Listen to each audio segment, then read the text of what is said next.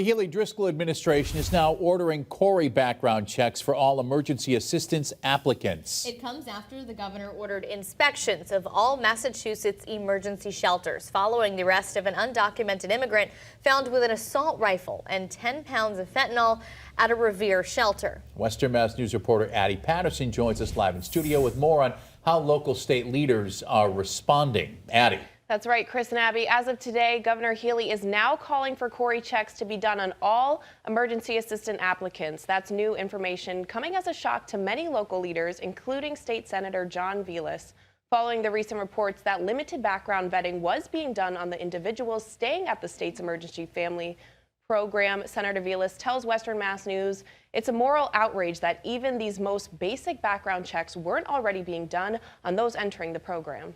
At the most fundamental level, dealing in a very imperfect, just difficult circumstances, at a minimum, the state needs to be ensuring that bad actors are not at these shelters.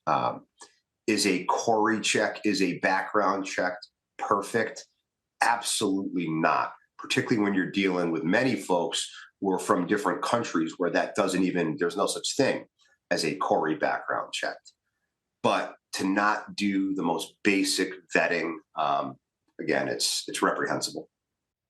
According to recent reports by the Boston Globe, between January 2023 and August 2024, records show that more than 1,000 serious incidents have occurred at state shelters, including at least 170 incidents of domestic violence and nearly a dozen allegations of rape or sexual assault.